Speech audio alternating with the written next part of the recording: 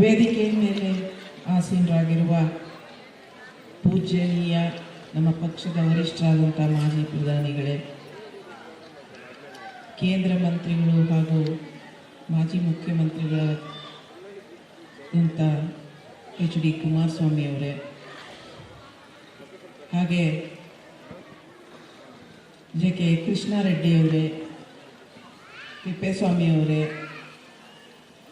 ಹಾಗೆ ರಮೇಶ್ ಗೌಡ್ರೆ, ನಾಡಗೌಡ್ರೆ, ನಿಂಗಪ್ಪ ಅವರೇ, ಜವರಾಯಗೌಡ್ರೆ, ಹಾಗೂ ಕೃಷ್ಣಪ್ಪ ಅವರೇ, ತಿಮ್ಮೇಗೌಡ್ರೆ, ಇನ್ನು ಆ ಕಡೆ ಇನ್ನು ಯಾರ್ಯಾರು ಇದ್ದೀರೋ ಎಲ್ಲ, ಪ್ರಕಾಶ್ರವರೇ, ಶರವಣ ಅವರೇ, ಹಾಗೂ ಮಹಿಳಾ ನಾಯಕಿಯರಾದಂಥ ರಶ್ಮಿ ಅವರೇ, ಶೈಲಜಾ ಅವರೇ, ಮತ್ತು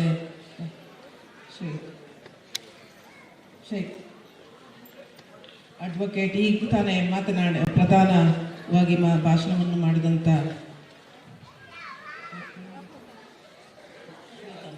ಶ್ವೇತಾರವರೇ, ಹಾಗೂ ಈ ಸಭೆಯಲ್ಲಿ ಭಾಗವಹಿಸ್ತಿರುವ ಎಲ್ಲ ನನ್ನ ಆತ್ಮೀಯ ಅಕ್ಕ ತಂಗಿಯರೇ, ಅಣ್ಣ ತಮ್ಮಂದಿರೇ, ಈ ಒಂದು ದಿವಸ ಮಹಿಳಾ ದಿನಾಚರಣೆಯನ್ನು ಆಚರಣೆ ಮಾಡ್ತಾ ಇದ್ದೇವೆ. ಇಲ್ಲಿ ನೆರೆದಿರುವ ಎಲ್ಲ ಮಹಿಳೆಯರಿಗೆ ನಾನು ಮಹಿಳಾ ದಿನಾಚರಣೆಯ ಹಾರ್ದಿಕ ಶುಭಾಶಯಗಳನ್ನು ತಿಳಿಸೋದಕ್ಕೆ ಬಯಸ್ತೇನೆ. ಈ ಒಂದು ದಿನ ಎಲ್ಲ ಬಹಳ ಉತ್ಸುಕರಾಗಿ ಈ ಒಂದು ಆಚರಣೆಯನ್ನು ಮಾಡೋದಕ್ಕೆ ತಾವು ಎಲ್ಲ ಈ ಪಕ್ಷದ ಕಚೇರಿಗೆ ಅಥವಾ ಪಕ್ಷದಲ್ಲಿ ಎಲ್ಲಿ ಸಭೆಯನ್ನು ಅರೇಂಜ್ ಮಾಡಿರ್ತೀವಿ ಅಲ್ಲಿ ತಾವೆಲ್ಲ ಆಗಮಿಸಿದ್ದೀರಿ. ಬಹಳ ಸಂತೋಷ. ನಿಮ್ಮೆಲ್ಲರ ಜೊತೆ ನಾನು ಈ ಆಚರಣೆಯಲ್ಲಿ ಪಾಲ್ಗೊಳ್ತಿರೋದು ನನಗೂ ಬಹಳ ಸಂತೋಷದ ವಿಷಯ ಅಂತೇಳಿ ಈ ಸಂದರ್ಭದಲ್ಲಿ ಹೇಳೋದಕ್ಕೆ ಬಯಸ್ತೇನೆ. ಮಹಿಳಾ ದಿನಾಚರಣೆ ಅನ್ನೋದು ಒಂದು ದಿನದ ಆಚರಣೆ ಆಗಬಾರ್ದು ಅನ್ನೋದು ನನ್ನ ಅಭಿಪ್ರಾಯ. ಮಹಿಳೆ ಅನ್ನೋದು ಕೇವಲ ಒಬ್ಬ ವ್ಯಕ್ತಿ ಅಲ್ಲ, ಅವಳು ಶಕ್ತಿಯ ಸಂಕೇತ ಅಂತೇಳಿ ನಾನು ನಂಬಿದ್ದೇನೆ. ಮನೆಯ ಜವಾಬ್ದಾರಿಯಿಂದ ಹಿಡಿದು ದೇಶದ ಆಡಳಿತದವರೆಗೂ ಸಕ್ರಿಯವಾಗಿ ಒಂದು ಪಾತ್ರವನ್ನು ನಿರ್ವಹಿಸುವ ಶಕ್ತಿಯನ್ನು ಮಹಿಳೆ ಬೆಳೆಸ್ಕೋಬೇಕಾಗಿದೆ. ಹಲವಾರು ಮಹಿಳೆಯರು ಹಲವಾರು ಕ್ಷೇತ್ರಗಳಲ್ಲಿ, ಶಿಕ್ಷಣ ಕ್ಷೇತ್ರದಲ್ಲಿರ್ಬೋದು, ಕ್ರೀಡಾ ಕ್ಷೇತ್ರದಲ್ಲಿರ್ಬೋದು, ವಿಜ್ಞಾನದಲ್ಲಿರ್ಬೋದು, ರಾಜಕೀಯವಾಗಿರ್ಬೋದು, ಎಲ್ಲ ಕ್ಷೇತ್ರಗಳಲ್ಲೂ ಮಹಿಳೆ ಇವತ್ತು ಚಾಪುಗಾಲಗಳು ಹಾಕ್ತಿದ್ದಾಳೆ, ಚಾಪನ್ನು ಮೂಡಿಸ್ತಿದ್ದಾಳೆ ಅಂದರೆ ತಪ್ಪಾಗಲಾರದು. ಕ್ರೀಡೆಯಲ್ಲಿ ನಾನು ಇತ್ತೀಚೆಗೆ ಗಮನಿಸಿದಂತೆ ಮಹಿಳಾ ಕ್ರಿಕೆಟ್ ಟೀಮ್ ಬಹಳ ಸಕ್ರಿಯವಾಗಿ ಪುರುಷರಿಗೆ ಸಮಾನವಾಗಿ ಅವರು ಒಂದು ಸಾಮರ್ಥ್ಯವನ್ನು ಪ್ರದರ್ಶನ ಮಾಡ್ತಾ ಇದ್ದಾರೆ. ಅದನ್ನು ನೋಡಿದಾಗ ಬಹಳ ಸಂತೋಷ ಆಗುತ್ತೆ. ಕುಮಾರಸ್ವಾಮಿ ಅವರು ನಾನು TV ಯಲ್ಲಿ ಬರುವಂಥ ಇದನ್ನು ಮ್ಯಾಚನ್ನು ತಪ್ಪದೆ ನೋಡ್ತವೆ ಮಹಿಳೆಯರು ಒಂದು ಮ್ಯಾಚ್ ನಡಿಬೇಕಾದ್ರೆ. ಹಾಗೆ ಇನ್ನೊಂದು ವಿಷಯ ಅಂದರೆ ಇತ್ತೀಚೆಗೆ ಸಮಾಜದಲ್ಲಿ ನಡೆಯುತ್ತಿರುವ ಬದಲಾವಣೆಗಳನ್ನು ನಾವು ಗಮನಿಸ್ತಾ ಇದ್ದಾಗ ಪೆಟ್ರೋಲ್ ಬಂಕ್ಗಳಲ್ಲಿ ಇತ್ತೀಚೆಗೆ, ನನ್ನದು ಪೆಟ್ರೋಲ್ ಬಂಕ್ ಇದೆ ಇಲ್ಲಿ ಪದ್ಮನಾಭನಗರದಲ್ಲಿ, ಕಂಪನಿಗಳು ಒಂದು ಒಳ್ಳೆಯ ತೀರ್ಮಾನವನ್ನು ತೆಗೆದುಕೊಂಡಿದ್ದಾರೆ. ಅದೇನೆಂದರೆ ಅಲ್ಲಿ ಪೆಟ್ರೋಲ್ ಹಾಕುವಂಥ ಮುಂಚೆ ಅದು ಪುರುಷರಿಗೆ ಮಾತ್ರ ಅವಕಾಶವಿತ್ತು, ಆದರೆ ಈಗ ಮಹಿಳೆಯರಿಗೆ ಅವಕಾಶವನ್ನು ಕೊಟ್ಟಿದ್ದಾರೆ. ಅದಕ್ಕೆ ಕಾರಣ ಏನಂದರೆ ಮಹಿಳೆಯರು ಇನ್ನೂ ಹೆಚ್ಚು ಸಿನ್ಸಿಯರಾಗಿ ಕೆಲಸ ಮಾಡ್ತಾರೆ, ಆದರೆ ಹಾಗೆ ಹಣಕಾಸಿನ ವಹಿವಾಟಲ್ಲೂ ಯಾವುದೇ ಒಂದು ಮೋಸ ಇಲ್ಲದೆ ಕೆಲಸ ನಿರ್ವಹಿಸ್ತಾರೆ ಅನ್ನೋ ಒಂದು ಕಾರಣದಿಂದ ಮಹಿಳೆಯರಿಗೆ ಅವಕಾಶಗಳನ್ನು ಕೊಡಲಾಗಿದೆ. ಇದನ್ನೆಲ್ಲ ಕಂಡಾಗ ಮಹಿಳೆ ತನ್ನ ಸಾಮರ್ಥ್ಯವನ್ನು ಹೆಚ್ಚು ಬೆಳೆಸ್ಕೊಂಡಲ್ಲಿ ಸಿನ್ಸಿಯರಾಗಿ ಕೆಲಸ ಮಾಡುವಂಥ ಒಂದು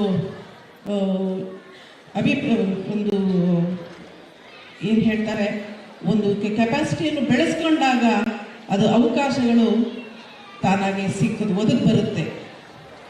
ಆದರೂ ಮಹಿಳೆಯರಿಗೆ ಈ ಸಂದರ್ಭದಲ್ಲಿ ಸಮಾನ ಗೌರವ, ಸಮಾನ ಅವಕಾಶಗಳು ಹಾಗೂ ರಕ್ಷಣೆ ಇವು ಮೂರು ಸಿಗಬೇಕಾಗಿದೆ. ಮಹಿಳೆಯರು ಮೂರು ಅವರು ಒಂದು ಜೀವನದಲ್ಲಿ ಅವರು ಮೂರು ತರವಾದ ಜೀವನವನ್ನು ಮಾಡ್ತಾರೆ ಅಂತ ಈ ಸಂದರ್ಭದಲ್ಲಿ ಹೇಳಕ್ ಬಯಸ್ತೇನೆ. ಒಂದು, ಮದುವೆಗಿಂತ ಮುಂಚೆ ಒಂದು ಥರ ಜೀವನವನ್ನ ನಡೆಸ್ತಾ ಇರ್ತೀವಿ. ಮದುವೆ ಆದ ನಂತರ ಅಲ್ಲಿ ಹೋದ ಮನೆಗೆ ಹೊಂದಿಕೊಂಡು ಅದು ಒಂಥರ ಜೀವನ ನಮ್ಮದು. ಅದಾದ ನಂತರ ಮಕ್ಕಳಾದ ನಂತರ ಒಂದು ಥರ ಜೀವನ. ಪುರುಷರಿಗೆ ಒಂದೇ ಥರ ಜೀವನ ಆದರೆ ನಮ್ಮ ಮಹಿಳೆಯರಿಗೆ ಮೂರು ಥರ, ನಾವು ಒಂದೇ ಜೀವನದಲ್ಲಿ ನಾವು ಮೂರು ಥರ ನಾವು ಜೀವಿಸಬೇಕಾಗಿದೆ. ಎಲ್ಲದಕ್ಕೂ ಹೊಂದಿಕೊಂಡು ಹೋಗುವಂಥ ಒಂದು ಸ್ವಭಾವ ಮಹಿಳೆಯರಿಗೆ ಇದೆ ಅಂತ ಹೇಳೋದಕ್ಕೆ ಬಯಸ್ತೇನೆ. ಕುಮಾರಸ್ವಾಮಿಯವರು, ಮೊದಲು ನಾನು ಮಾಜಿ ಪ್ರಧಾನಿಗಳ ಬಗ್ಗೆ ಮಾತಾಡ್ತೀನಿ. ಮಹಿಳೆಯರಿಗೆ ಹೆಚ್ಚು ಅವಕಾಶ ಸಿಗಬೇಕು, ರಾಜಕೀಯವಾಗಿ ಮುಂದೆ ಬರಬೇಕು ಮಹಿಳೆಯರು ಅನ್ನೋ ಒಂದು ಅಭಿಪ್ರಾಯನ ನಮ್ಮ ಮಾಜಿ ಪ್ರಧಾನಿ, ನಮ್ಮ ಪಕ್ಷದ ವರಿಷ್ಠರು ಇಟ್ಕೊಂಡಿದ್ದಾರೆ. ಹಿಂದೆ ಅವರು ಮುಖ್ಯಮಂತ್ರಿ ಆಗಿದ್ದಂಥ ಸಂದರ್ಭದಲ್ಲೇ ಲೋಕಲ್ ಬಾಡಿಗಳಲ್ಲಿ ಅವರು ಮಹಿಳೆಯರಿಗೆ ಅವಕಾಶವನ್ನು ಕೊಟ್ಟಿದ್ದಾರೆ.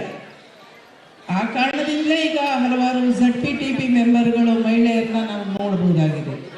ಅವರು ಒಂದು ವಿಧಾನಸಭೆಯಲ್ಲಿ ಹಾಗೂ ಲೋಕಸಭೆಯಲ್ಲೂ ಸಹ ಮಹಿಳೆಯರಿಗೆ ಅವಕಾಶ ಕೊಡಬೇಕು ಅಂತೇಳಿ ಒಂದು ಆಸೆಯನ್ನು ಇಟ್ಕೊಂಡಿದ್ದಾರೆ. ಅದು ಮುಂದೆ 28ಕ್ಕೆ ಬರುತ್ತೋ ಇಲ್ವೋ ಗೊತ್ತಿಲ್ಲ, 33ಕ್ಕಂತೂ ಬರೋ ಅವಕಾಶ ಖಂಡಿತವಾಗ್ಲೂ ಇದೆ.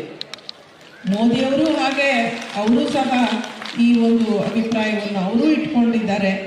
ಹಾಗಾಗಿ ಮುಂದೆ ಮಹಿಳೆಯರಿಗೆ ಅವಕಾಶ ಸಿಗೋ ಒಂದು ಚಾನ್ಸಸ್ಸು ಹೆಚ್ಚಿಗೆ ಇದೆ ಅಂತ ಹೇಳ್ಬೋದಾಗಿದೆ. ಹಾಗೆ ನಮ್ಮ ಪಕ್ಷದ ವರಿಷ್ಠರು ಹಲವಾರು ಮಹಿಳೆಯರಿಗೆ ರಾಜಕೀಯವಾಗಿ ಬೆಳೆಸಿದ್ದಾರೆ. ಅವರು ಲೀಲಾವತಿ ಅಮ್ಮನವ್ರು ಕಾಣಲಿಲ್ಲ ಈ ಬಾರಿ. ಲೀಲಾವತಿ ಅಮ್ಮ ಹಲವಾರು ಮಹಿಳೆಯರನ್ನ ರಾಜಕೀಯವಾಗಿ ಬೆಳೆಸಿದ್ದಾರೆ ಅವರು. ಹಾಗಾಗಿ ಅವ್ರಿಗೆ ಆ ಒಂದು ಆಸೆ ಇದೆ, ನಾನು ಮಹಿಳೆಯರನ್ನ ಮುಂದೆ ತರಬೇಕು, ರಾಜಕೀಯವಾಗಿ ಮುಂದೆ ಬರಬೇಕು ಮಹಿಳೆಯರು, ಹೆಣ್ಮಕ್ಳು ಅಂತೇಳಿ ಆಸೆಯನ್ನು ಇಟ್ಕೊಂಡಿದ್ದಾರೆ. ಅದು ಖಂಡಿತವಾಗ್ಲೂ ಮುಂದಕ್ಕೆ ಈಡೇರುತ್ತೆ ಅನ್ನೋ ಒಂದು ನಂಬಿಕೆಯನ್ನ ಇಟ್ಕೊಂಡಿದ್ದೇನೆ. ಸನ್ಮಾನ್ಯ ಕುಮಾರಸ್ವಾಮಿಯವರು ಮುಖ್ಯಮಂತ್ರಿ ಆಗಿದ್ದಂಥ ಸಂದರ್ಭದಲ್ಲಿ ಅವರು ಹಲವಾರು ಮಹಿಳೆಯರಿಗೆ ಅನುಕೂಲವಾಗುವಂಥ ಹಲವಾರು ಕಾರ್ಯಕ್ರಮಗಳನ್ನ ನೀಡಿದ್ದಾರೆ. ಮೊದಲೇ ಬಾರಿಗೆ ಅವರು ಮುಖ್ಯಮಂತ್ರಿ ಆದಾಗ ಅವರು ಮಹಿಳೆಯರಿಗೆ ಭಾಗ್ಯಲಕ್ಷ್ಮಿ ಬಾಂಡ್ ಯೋಜನೆ, ಆ ಪೆನ್ಷನ್ಗಳನ್ನು ಹೆಚ್ಚಿಗೆ ಮಾಡಿರುವಂಥದ್ದು, ಹಾಗೆ ಒಂದು ಲಾಟ್ರಿ ನಿಷೇಧ ಇರ್ಬೋದು, ಹಾಗೆ ಸಾರಾಯಿ ನಿಷೇಧ ಇರ್ಬೋದು, ಇದೆಲ್ಲ ಮಹಿಳೆಯರಿಗೆ ಅನುಕೂಲ ಆಗುವಂಥ ಕಾರ್ಯಕ್ರಮಗಳು. ಇನ್ನೂ ಹಲವಾರು ಕಾರ್ಯಕ್ರಮಗಳನ್ನು ನೀಡಿದ್ದಾರೆ ಅವರು. ಮುಂದೆ ಅವರು ಪಂಚರತ್ನ ಯೋಜನೆ ಅನುಷ್ಠಾನಗೊಳಿಸಬೇಕು ಅಂತ ಏನು ಅಭಿಪ್ರಾಯ ಇಟ್ಕೊಂಡಿದ್ರು, ಆದರೆ ನಮ್ಮ ಜನತೆ ಅದನ್ನು ಅರ್ಥ ಮಾಡಿಕೊಳ್ಳಿಲ್ಲ. ಅದನ್ನು ಜನತೆಗೆ ಈಗ ಅರ್ಥ ಮಾಡಿಸ್ಬೇಕಾಗಿದೆ. ಬರೀ ಗ್ಯಾರಂಟಿ ಯೋಜನೆಗಳಿಂದ ಇದು ನಾನು ಮಾತಾಡ್ಬೋದು ಇಲ್ವೋ ಗೊತ್ತಿಲ್ಲ, ಆದರೂ 2,000 ರೂಪಾಯಿಯಲ್ಲಿ ಏನು ಜೀವನ ಕಳೆದು ಹೋಗೋದಿಲ್ಲ. ಮಕ್ಕಳಿಗೆ ಒಳ್ಳೆ ಎಜುಕೇಶನ್ ಸಿಗಬೇಕಾಗಿದೆ. ಗ್ರಾಮೀಣ ಭಾಗದಲ್ಲೂ ಮಹಿಳೆಯರಿಗೆ, ಹೆಣ್ಣು ಮಕ್ಕಳಿಗೆ ನಮ್ಮ ಮಕ್ಕಳಿಗೆ ಒಳ್ಳೆ ಎಜುಕೇಶನ್ ಸಿಕ್ಕಿದ್ರೆ ಅವ್ರಿಗೆ ಒಳ್ಳೆ ಕೆಲಸ ಕಾರ್ಯಗಳು ಸಿಗ್ತವೆ ಮುಂದಕ್ಕೆ. ಹಾಗಾಗಿ ಅದು ಒಂದು. ಜೊತೆಗೆ ಹಾಸ್ಪಿಟ್ಲ್ಗಳು ಅಷ್ಟೇ, ಒಳ್ಳೆ ಟ್ರೀಟ್ಮೆಂಟ್ ಸಿಗುವಂಥ ಹಾಸ್ಪಿಟ್ಲ್ಗಳಲ್ಲೂ ಒಂದು ಜಿಲ್ಲಾ ಮಟ್ಟದಲ್ಲಿ, ತಾಲೂಕು ಮಟ್ಟದಲ್ಲಿ ಆದರೆ ಜನರಿಗೆ ಅನುಕೂಲ ಆಗುತ್ತೆ ಅನ್ನೋ ಒಂದು ಅಭಿಪ್ರಾಯ ಇಟ್ಕೊಂಡು ಅಲ್ಲಿ ಪಂಚರತ್ನ ಯೋಜನೆ ಅಂತ ಏನು ರೂಪಿಸಿದ್ರು, ನಮ್ಮ ಜನತೆ ಆ ತಾತ್ಕಾಲಿಕವಾಗಿ ಏನು ಉಪಯೋಗ ಸಿಗುತ್ತೆ 2,000 ರೂಪಾಯಿ, ಅದ್ರ ಬಗ್ಗೆ ಹೆಚ್ಚು ಗಮನ ಕೊಟ್ಟರು.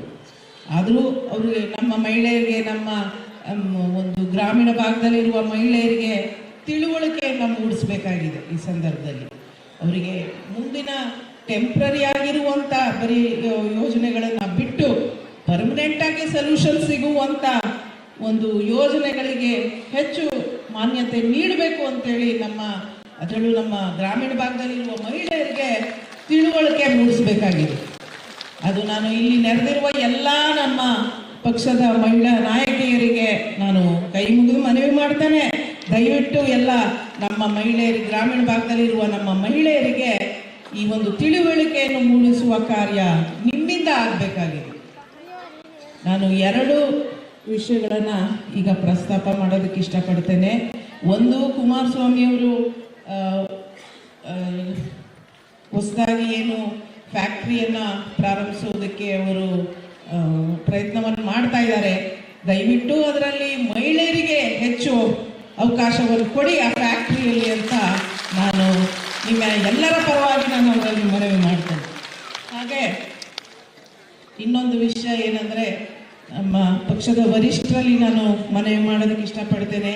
ಚುನಾವಣೆ ಸಂದರ್ಭದಲ್ಲಿ ನಮ್ಮ ಮಹಿಳೆಯರಿಗೂ ಹೆಚ್ಚಿಗೆ ಒಂದು ಜವಾಬ್ದಾರಿಯನ್ನು ನೀಡಲಿ. ಪಕ್ಷದ ಪರವಾಗಿ ಕ್ಯಾಂಡಿಡೇಟ್ಗಳು ಹೆಚ್ಚಿಗೆ ಇವ್ರ ಬಗ್ಗೆ, ಪುರುಷರ ಮೇಲೆ ಎಷ್ಟು ಜವಾಬ್ದಾರಿ ಕೊಡ್ತಾರೋ ಅಷ್ಟೇ ಜವಾಬ್ದಾರಿಯನ್ನು ಮಹಿಳೆಯರಿಗೂ ನೀಡಲಿ. ಅವ್ರ ಸಾಮರ್ಥ್ಯವನ್ನು ಪರೀಕ್ಷೆ ಮಾಡಲಿ, 1 ಬಾರಿ ಪರೀಕ್ಷೆ ಮಾಡಲಿ. ದಯವಿಟ್ಟು ನಿಮ್ಮಿಂದ ಒಂದು ಕ್ಯಾಂಡಿಡೇಟ್ಗಳಾದಂಥವರಿಗೆ ಆ ಸಂದರ್ಭದಲ್ಲಿ ನೀವು ಸ್ಟ್ರಿಕ್ಟ್ ಆಗಿ ಒಂದು ಇನ್ಸ್ಟ್ರಕ್ಷನ್ಸ್ ನೀಡಬೇಕಾಗಿದೆ. ಇದು 2 ಮನವಿಯನ್ನು ನಾನು ಮಾಡೋದಕ್ಕೆ ಇಷ್ಟಪಡ್ತೇನೆ.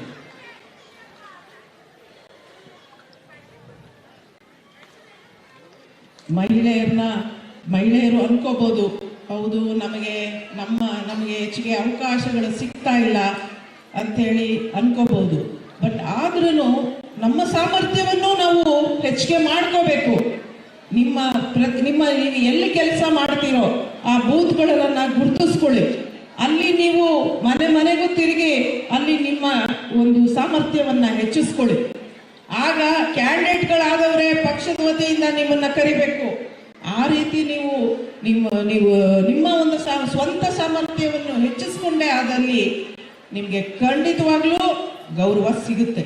ಅದು ನಮ್ಮ ಕೈಯಲ್ಲೂ ಇರುತ್ತೆ. ನಾವು ಹೆಚ್ಚಿಗೆ ಶ್ರಮ ಹಾಕಿ ಅದನ್ನ ಪಡ್ಕೋಬೇಕಾಗಿದೆ. ಇದಲ್ಲದೆ ನಾನು ಕೆಲವು ಸಂದರ್ಭದಲ್ಲಿ ನೋಡಿದಾಗ ಈ ಒಂದು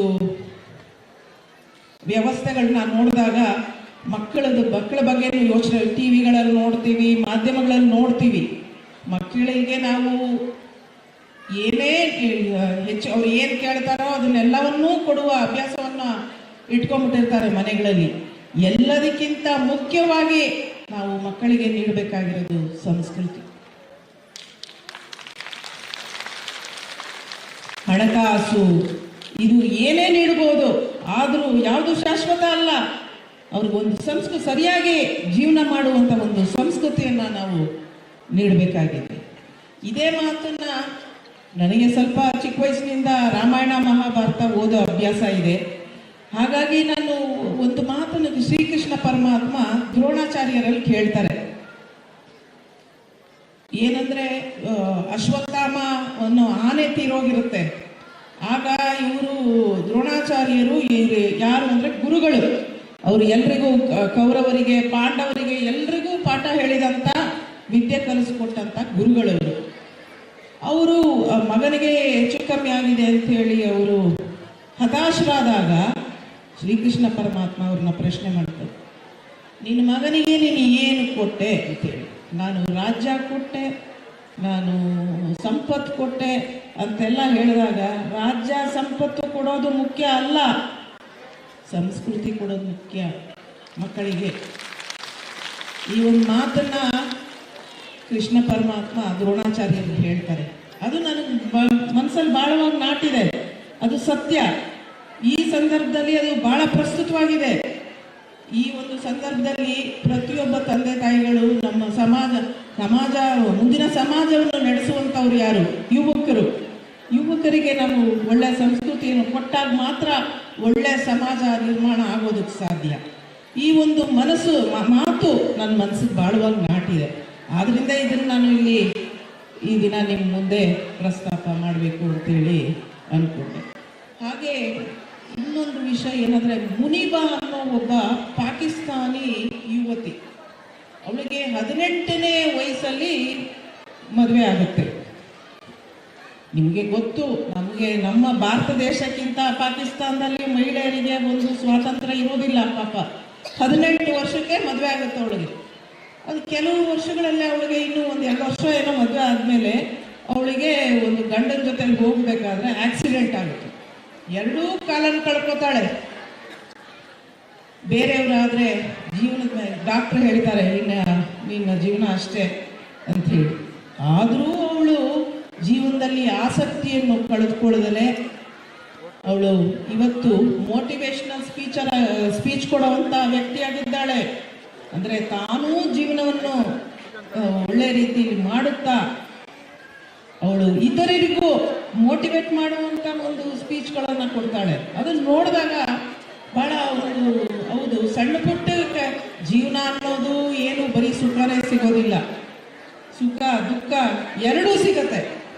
ಎರಡೂ ಸರಿತೂಗಿಸ್ಕೊಂಡು ಹೋಗುವಂಥ ಒಂದು ಈ ಮನೋಭಾವವನ್ನು ಬೆಳೆಸ್ಕೋಬೇಕಾಗಿದೆ. ಅದನ್ನು ಮಕ್ಕಳಲ್ಲೂ ನಾವು ಅದನ್ನೇ ಹೇಳ್ಕೊಡ್ಬೇಕಾಗಿದೆ. ಜೀವನ ಅನ್ನೋದು ಬರೀ ಸುಖ ಅಲ್ಲ, ಸುಖ ದುಃಖ ಎರಡೂ ಬರುತ್ತೆ. ಸುಖ ಬಂದಾಗ್ಲೂ ಒಂಥರ ಡಿಸ್ಟ್ರಾಕ್ಷನ್ನು, ದುಃಖ ಬಂದಾಗ್ಲೂ ಒಂಥರ ಡಿಸ್ಟ್ರಾಕ್ಷನ್ನು. ಆ ಡಿಸ್ಟ್ರಾಕ್ಷನ್ನಿಂದ ನಮ್ಮನ್ನು ನಾವು ಕಾಪಾಡಿಕೊಂಡು ಜೀವನ ಮಾಡಬೇಕಾಗಿದೆ. ಇದನ್ನು ಮಕ್ಕಳಿಗೆ ಅದನ್ನು ನಾವು ಕಲಿಸ್ಬೇಕಾಗಿದೆ. ಹೇಳ್ತಾ ಜೀವನದಲ್ಲಿ ನಾವು ಅನುಭವದಿಂದ ಹಲವಾರು ವಿಷಯಗಳನ್ನು ಕಲಿತಾ ಹೋಗ್ತೇವೆ. ಇದು ಮುಂದೆನೂ ಇರೋವರೆಗೂ ಇದೆಲ್ಲ ಕಲಿಯೋದು ಭಾಳ ಇರುತ್ತೆ ಜೀವನದಲ್ಲಿ. ಬರೀ ಒಂದು ವೈಯಕ್ತಿಕವಾದ ಬದುಕು ಒಂದು ಕಡೆ ಆದರೆ ಸಮಾಜಕ್ಕೆ ಒಳ್ಳೇದು ಬಯಸುವಂಥ ಒಂದು ಮನೋಭಾವವನ್ನು ಇಟ್ಕೋಬೇಕಾಗುತ್ತೆ. ವೈಯಕ್ತಿಕವಾಗಿ ಬರೀ ಹಣ ಮಾಡೋದು, ಅಧಿಕಾರ ಪಡೆಯೋದು ಅಷ್ಟೇ ಅಲ್ಲದೆ ಒಂದು ಸಮಾಜ ಉದ್ಧಾರಕ್ಕಾಗಿ ಕೆಲಸ ಮಾಡಬೇಕು ಅನ್ನೋದು ಶ್ರೀಕೃಷ್ಣ ಪರಮಾತ್ಮ ಹೇಳ್ತಾರೆ ಆ ಒಂದು ಮಹಾಭಾರತದಲ್ಲಿ. ಬರೀ ವೈಯಕ್ತಿಕವಾಗಿ ಮುಂದುವರಿಯೋದಷ್ಟೇ ಅಲ್ಲ, ಈ ಸಮಾಜದ ಒಳಿತಿಗಾಗಿ ದುಡಿಬೇಕಾಗಿದೆ ಪ್ರತಿಯೊಬ್ಬ ಮನುಷ್ಯನೂ ಸಹ ಅಂತೇಳಿ ಹೇಳ್ತಾರೆ. ಇದನ್ನೆಲ್ಲ ನಾವು ಪಾಲಿಸಬೇಕಾಗಿದೆ. ಇಷ್ಟು ಹೇಳ್ತಾ ನಮ್ಮ ಮಹಿಳೆಯರಿಗೆ ಮತ್ತೊಮ್ಮೆ ಮಹಿಳಾ ದಿನದ ಹಾರ್ದಿಕ ಶುಭಾಶಯಗಳನ್ನು ತಿಳಿಸ್ತಾ ನಾನು 2 ಮಾತನ್ನು ಮುಗಿಸ್ತೇನೆ. ನಮಸ್ಕಾರ. ಧನ್ಯವಾದಗಳನ್ನು ಅರ್ಪಿಸ್ತಾ ಇದ್ದೀವಿ ಶ್ರೀಮತಿ ಅನಿತಾ ಕುಮಾರಸ್ವಾಮಿ ಅವರಿಗೆ. ನಿಜಕ್ಕೂ ನಾನು ಕಸ್ತೂರಿ ವಾಹಿನಿಯಲ್ಲಿ ನಿರೂಪಕಿಯಾಗಿ ಕೆಲಸ ಮಾಡ್ತಾ ಇದ್ದೆ. ಮೇಡಮ್ ಆಫೀಸಿಗೆ ಬರ್ತಿದ್ದಂಗೆ ಏನೋ ಒಂಥರ ತೇಜಸ್ಸು, ಮೇಡಮ್ ಬಂದ್ರು ಅಂತ ನಾವು ಅವ್ರನ್ನ ಹೋಗಿ ನೋಡ್ತಾ ಇದ್ವಿ. ಸೂಪರ್ ಸಂಸಾರ ಅನ್ನೋ ಕಾರ್ಯಕ್ರಮ ಬೇರೆ ಬೇರೆ ಜಿಲ್ಲೆಗಳಿಗೆ ಹೋಗ್ತಾ ಇದ್ವಿ. ಆದರೆ ಹೆಣ್ಣು ಮಕ್ಕಳಿಗೆ ಸಾಕಷ್ಟು ಆದ್ಯತೆಯನ್ನ ಕೊಟ್ಟರು, ನಮ್ಮ ಸುರಕ್ಷತೆಯನ್ನ ಕೂಡ ಅವರು ಕಾಪಾಡಿದ್ರು. ಅವೆಲ್ಲವನ್ನ ನೆನಪು ಮಾಡ್ಕೊ ಧನ್ಯವಾದಗಳನ್ನ ಅರ್ಪಿಸ್ತಾ ಇದ್ವಿ. ಈಗ ನಿಮ್ಮೆಲ್ಲರನ್ನ ಉದ್ದೇಶಿಸಿ ಮಾತನಾಡೋದಿಕ್ಕೆ ಇವತ್ತು ನಮ್ಮೊಟ್ಟಿಗಿದ್ದಾರೆ ನಮ್ಮ